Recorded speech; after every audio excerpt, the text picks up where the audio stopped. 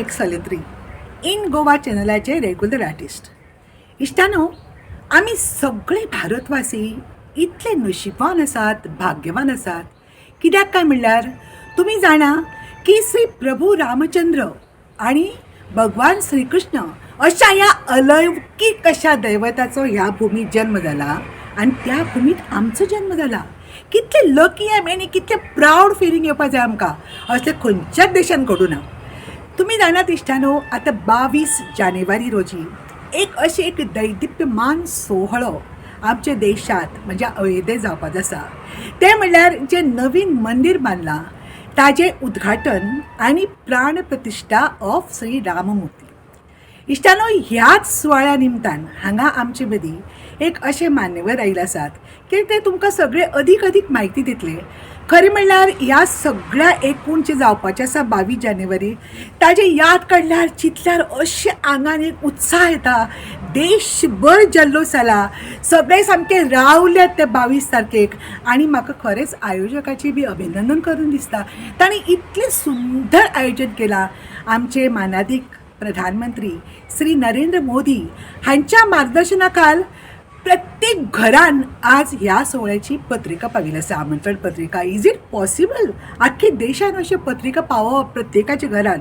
Not only that, with अक्षता. कितलें बरें दिसता, कितलें भाग्यवान दिसता. आनी ह्या ऐतिहासीक सोहळ्याचे आमी साक्षीदार आसतले. म्हणजे आमी फुडले पिळीक सांगतली जेन्ना अशें घडलें तेन्ना आमी आशिल्ले, आमी तें पळयिल्लें. आतां हांव थांबता आनी आमचे मदीं जे मान्यवर आसात, बाब संगम भोसले हे एक अष्टपैलू व्यक्तिमत्व. तुमी जाणा ताची वळख कितें आसा ती? तो एक म्हणजे प्रत्येक वेगळे पेपरांत जशे संपादक आसा तातूंत तो उपसंपादक म्हूण ताणें काम केल्लें आसा. तो एक लेखक आसा. आतां पर्यंत ताणें 1000 लेख बरयल्यात. तो एक कवी आसा. संगमायण हे सदरा खाला ताणें 3000 कविता बरयल्या. Can you imagine? त्या शिवाय तो एक निवेदक आसा. तो एक TV कलाकार आसा. आज पर्यंत ताणें म्हजे भशेन शेकडो लोकांची मुलाखती घेतल्यात. आनी ह्या सगळ्या बद्दल ताचे यथोचित अशे गौरव जाल्यात, सत्कार जाल्यात, ताका पुरस्कार मेळ्ळ्यात. अशे हे आमचे अस्तोडा गांवचे बाब संगम भोसले. संगम, नमस्कार. पयलीं म्हणजे हांव तुजी कौतुक करता. तुजो बायोडेटा खरेंच कौतुकास्पद आसा. पूण आज आमी सगळे राम जन्मभूमी बद्दल उलयतले. पूण खरेंच ऑल द बेस्ट तुवें हेड्स अप टू यू. आतां म्हाका सांग की हें जें हांवें सांगलें आतां की आमचे देशान देशभर जे पळय फाटले कितले दीस जाले अशें वातावरण जालां आनी जें कितें जावपाचें आसा ताजे बद्दल तूं सांग. सगळ्यात प्रथम सांगायचं म्हणजे भारतवर्ष असं आपण म्हणतो. भारत म्हणजे तेजामध्ये रथ तो भारत. या भारतवर्षात तुम्ही म्हटलं असं राम आणि कृष्ण जन्मले, जय जय राम कृष्ण हरी असं म्हटल्यावर उभा आडवा भारत जोडला जातो, ते भारतवर्ष. आणि रामाचं महात्म्य जर काय वर्णावं, आमच्या गोव्यातीलच कृष्णम भट्ट बांधकर या संत कवींनी म्हटलं, विश्वाचा विश्राम रे स्वामी माझा राम रे. या जगाचाच नाही, कोण म्हणतं फक्त राम हिंदूचा नाही आहे, अवघ्या अनंत कोटी ब्रह्मांडाची जी सामावलीत या विश्वामध्ये सामावलीत. आणि या विश्वाचाच तो विश्राम रे, विश्वाचा तो राम रे, विश्वाचा विश्राम रे, सखा माझा राम रे, आम्ही काय कोणाचे खातो रे, तो राम आम्हाला देतो रे. असे म्हणणारे संत कवी या गोव्याच्या भूमीत जन्मले. आणि संपूर्ण देशात राम मंदिराचा आता अभूतपूर्व असा सोहळा होतो. 500 वर्षाचं संघर्ष की जिथं बाबरी ढाचा होता. आणि खरं म्हणजे ते मंदिरच होतं.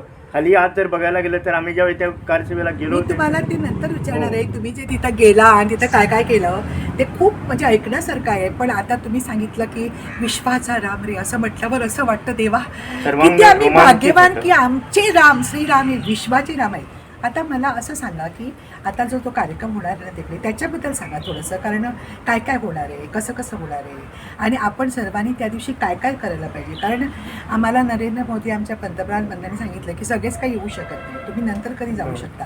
सो त्या संदर्भात तुम्ही लोकांना काय सांगायचं म्हणजे संपूर्ण देश आज येतो हिमाचल आज राममय झाला आहे. रोम रोम राम असं आपण म्हणतो. कुठेही चला भारतवर्षात कुठेही राम राम राम. आणि रामाबद्दल आपण असं म्हणतो, प्रभात काळीला म्हणतो, रामप्रहर म्हणतो. कोणी समोर दिसला तर राम राम मंडळी म्हणतो. एखाद्या माणसामध्ये दम नसेल तर याच्यामध्ये राम नाही म्हणतो. रामबाण म्हणतो. एक पत्नी एक वचनी एक बाणी राम.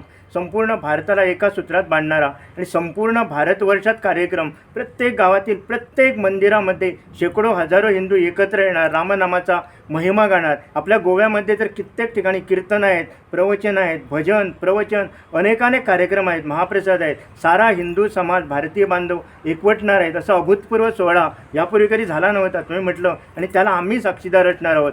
प्रत्येक भारतीय नाही तर अवघे जगातील 135हून अधिक देशामध्ये एक प्रत्यक्ष दृश्य एकाच वेळी बघितलं जाणार आहे. करोडो लोक एका सूत्रामध्ये बांधले जाणार आहेत. असं कधीच घडलं नव्हतं. आणि आज तर आपल्याला माहीत आहे, दूरदर्शन माध्यम आहे, प्रसार माध्यमं एवढी आहेत की अगोदर कधीतरी राम वनवासातून आले होते त्यावेळी फक्त अयोध्येपुरता आनंद सोहळा झाला होता, पण आता अवघ्या विश्वामध्ये होतं आहे. आणि याचं एक मला असं सूत्र वाटतं की भारतीय संस्कृती जगात सगळ्यात मोठी आहे, श्रेष्ठ आहे, निर्विवाद, त्या अनादि अनंताची संस्कृती आहे. पण मध्यंतरी आमच्यामध्ये एक भावना होते, आम्ही इंडियन, आम्ही मूर्ख. नाही, आम्ही भारतीय आहोत. आणि या रामचरित्रामुळं आणि या रामाच्या नवीन मंदिरामुळं, राम जन्मभूमी मुक्तीसाठी लाखो लोकांनी जो संघर्ष केला त्याचं फलित होत असताना या कालखंडानंतर आपल्याला खऱ्या अर्थानं रामराज्य पाहायला मिळेल अशी आम्ही अपेक्षा करतो. खूप छान सांगितलं तुम्ही. सांगितलं तसं हा सोहळा न भूतो न भविष्यती असाच होणार आहे. बरोबर आहे ना? आता मला असं सांगा की तुम्ही 1990 साली अयोध्याला गेला होता, राईट? तेव्हा एक्झॅक्टली काय, म्हणजे तो क्षण सुद्धा सांगण्यासारखा आहे. मला सांगा वाटतं काय झालं आणि तुम्ही कसे काय तिकडे गेले आणि काय केलं तुम्ही? 1990मध्ये मुलायम सिंग उत्तर प्रदेशचे मुख्यमंत्री होते आणि त्यांनी घोषणा केली होती 90मध्ये की अयोध्येमध्ये पक्षी पण येऊ देणार नाही, गोळ्या झाडेन एक माणूस तिकडे शिरू शकणार नाही. आणि मग अभिमानानं मला एक गोष्ट सांगायची की माझे वडील स्वातंत्र्य सैनिक आणि ज्यांनी कसले सवलती घेतल्या नाहीत त्यांना मी पेपर वाचून दाखवत होतो आणि म्हणत होतो की अशी बातमी, ते म्हणे थांब, मग पेपर नंतर पुढचा वाच, अयोध्येत जाऊ देणार नाही, तू कारसेवेला जायला पाहिजे. मी म्हटलं मी जाऊ, तुम्ही आजारी, घरात कोणी नाही, काय माझा विचार करू नकोस, राष्ट्रकार्य आहे, तुला जायला जावं. म्हटलं गोळ्या झडणार, म्हटलं मेला तर गेला देशासाठी. आजवर अनेक स्वातंत्र्य सैनिकांनी बलिदान केलं असं त्याने म्हटलं. आणि तेव्हा माझ्या मध्यामध्ये रोमांच आलं. आणि तेव्हापासून गोव्यामध्ये गावागावामध्ये जे रामशिलेचे कार्यक्रम होत होते त्या कार्यक्रमामध्ये मी सहभागी होत होतो. मी स्वतः राष्ट्रीय स्वयंसेवक संघाचा काय घडलं? तुम्ही 90मध्ये गेला, थोडक्यात सांगा, म्हणजे तुम्ही काय केलं तिकडे जाऊन? तिकडे म्हणजे निघालो तेव्हा आम्हाला सांगितलं होतं की तिकडे आम्हाला जेवण पण मिळू शकणार नाही, कुठल्याही क्षणी तुमच्यावर गोळी झाडली जाऊ शकतं. पण अशा प्रसंगात आम्ही सुका फराळ घेऊन गेलो होतो तिकडे, चुरमुले, मग आणखी पोहे, सुके पोहे वगैरे, की वाटेत कुठे काही मिळणार नाही अशी परिस्थिती होती. पण त्याही परिस्थितीत एवढी मुलायम सिंगची दहशत असतानासुद्धा ज्यावेळी आम्ही मध्य प्रदेशमध्ये पोहोचलो, महाराष्ट्र क्रॉस केला, त्यावेळी प्रत्येक रेल्वे स्टेशनवर, प्रत्येक गावागावात जय श्रीरामचा नारा होता. प्रत्येक ठिकाणी आमच्या जेवणाची व्यवस्था केली होती. माता भगिनी रस्त्यावर येऊन स्वयंपाक करत होती आणि हजारो लोकांना ती स्वयंपाक देत होती. असं चित्र होतं की एका बाजूला गोळीबार होत होता आणि अशा परिस्थितीत जय श्रीराम रामाच्या कामासाठी आमचे देशबांधव कुठून दूरदूरून अख्ख्या देशातील, संपूर्ण देशातील लोक ते एकवटत होती. आणि मध्य प्रदेशमधून आम्ही उत्तर प्रदेशात प्रवेश केला. प्रत्येक रेल्वे स्टेशनवर आमच्या भोजनाची घरचा सख्खा भाऊ आल्यासारखी व्यवस्था होत होती. आम्ही अचंबित झालो ही रामभक्ती बघून. एवढी दहशत असतानासुद्धा. आणि झाशीला आम्हाला अटक झाली, झाशीच्या राणीच्या किल्ल्यावर. तिकडे 3 दिवस होतो. तिकडं पण आमच्या जेवणाची व्यवस्था प्रचंड प्रमाणात केली होती. आम्हाला वाटलं होतं आम्हाला जेवण मिळणार नाही, पण एवढी रामभक्ती म्हणजे काय महिमा आहे की लोकांमध्ये किती रामाबद्दल प्रेम संचारलं होतं. आणि मुलायम सिंग त्यावेळी म्हणत होते सगळे त्याला, मुलायम सिंगला कशाला म्हणत होते की त्यांनी गोळीबार करण्याचा आदेश दिला. आणि अयोध्येमध्ये कारसेवा झाली प्रत्यक्ष, एक पण येऊ शकणार नाही म्हणून ते हजारो लोक घुसली. काटेरी कुंपण होतं सभोवती. गोव्यावरून 2 गेले होते कारसेवक, एक रुद्रेश्वर शेट्टी म्हणून माझा मित्र, आज डेप्युटी डायरेक्टर आहे, आणि दुसरा परदेसाई म्हणून. ते त्याही परिस्थितीत अयोध्येला पोचले आणि कोठारी बंधूंनी तिकडे भगवा झेंडा मशिदीवर फडकवला, त्याच्यावर गोळीबार झाले. ते दोन्ही भाऊ गेले. त्यावेळी त्याच्या वडिलांनी उद्गार काढले. आणखी एक मला मुलगा असता तर त्याला पण आम्ही देशासाठी दिला असतो. जवळजवळ 3000 कारसेवक शरयूमध्ये मारले गेले. आणि दुर्दैवाची गोष्ट म्हणजे त्या मुलायम सिंगला भारत पुरस्कार मिळाला. आणि ज्या कल्याण सिंगमुळं मशीद पडली त्या कल्याण सिंगचं पण आज आपण आवर्जून नाव घ्यायला पाहिजे. सगळं ऐकून असं वाटलं की बापरे, काय कुठल्या परिस्थितीतून तुम्ही गेला आणि काय काय घडलं. म्हणजे ही फक्त आपण भारतवासीच करू शकतो. याचं कारण आम्ही म्हणतात श्री रामचंद्र हेच आमचे रक्षण करतात आणि तेच आम्हाला ही स्फूर्ती देतात असंच वाटतं. कारण शेवटी रामायण पाहिल्यावर ते आपण पाहतोच ना, काय काय झालं, कसा त्यांनी रावणाचा वध केला. त्यामुळे ते आम्हाला तर शिकवतात श्री प्रभू रामचंद्र की हे जे रावणरूपी माणसं आहेत त्यांचा तुम्ही अशा पद्धतीने वध करा. बरोबर आहे ना? बरोबर आहे. आता इष्टानो, तुम्ही जाणा की 90 साली आमचं संगम भोसले बाप इतर कार्यकर्ता बरोबर गेले, तुम्ही ऐकायला तिथल्या जाऊ ना, तर 92 म्हणजे 92 सालांत परत गेले आता परत गेले तेन्नाय बी खूब कठीण काम आशिल्लें, म्हणजे अशें कामाक ते गेले की सामकें कठीण तें कितें आमी ताका विचारू.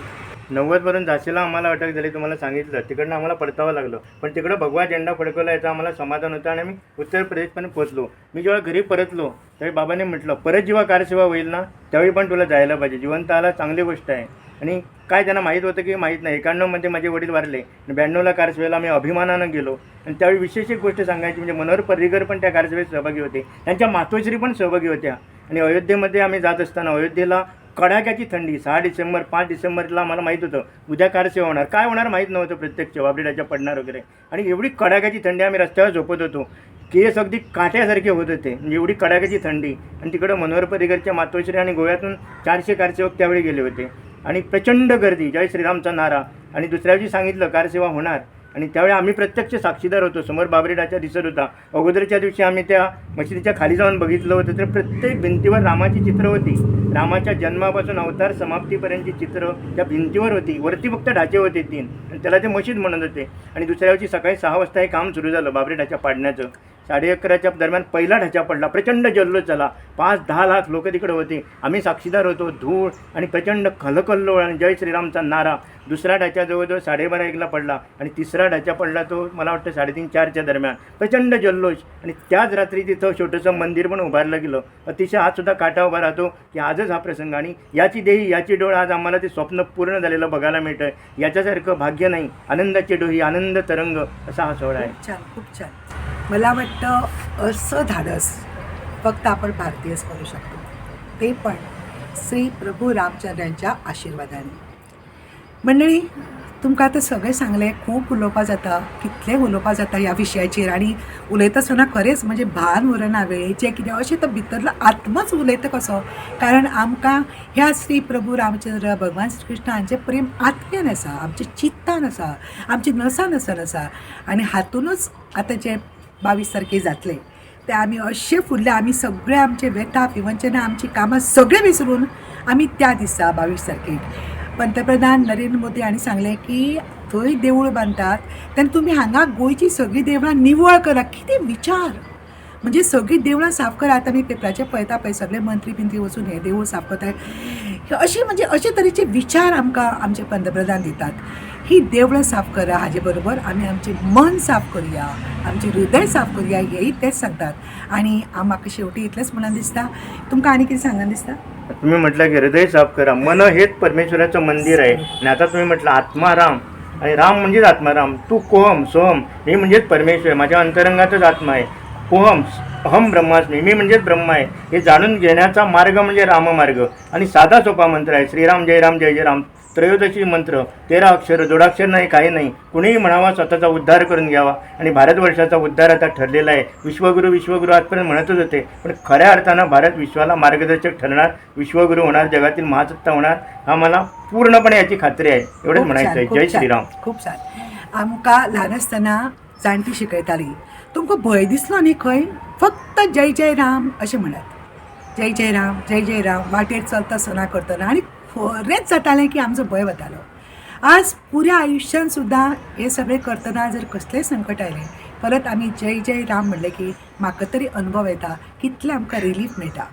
तर सगळे पळोवप्यानो, सांगलें तशें आमी सगळे भाग्यवान ह्या भुंयचेर जल्मले. 22 तारखे दिसा तांणी सांगलां की तुमी थंय सगळेच मंदिरान त्या दिसा पावचे ना, पूण तुमी आयुश्यान एक पण करात की एकदां तरी तुमी थंय अयोध्या वचून देवूळ ते पळयतले. आमच्या पंतप्रधानांनी सांगलां एकदम सगळे येवपाक शकना, पूण तुमी एकदां तरी आयुश्यान थंय यात आनी ते पळयात. आनी हेच आमी पण म्हणजे आमी एक जिद्द करुया, असो एक निश्चय करुया, एक म्हत्वाकांक्षा करुया की आमी एकदां तरी वचून अयोध्या ते देवूळ पळयतलीं. आमी भाग्यवान ठरतलीं. आनी आतां ही आमची इल्लीशी कार्यक्रम सोंपता आमी सगळ्यांनी जोरदार म्हणुया जय श्रीराम.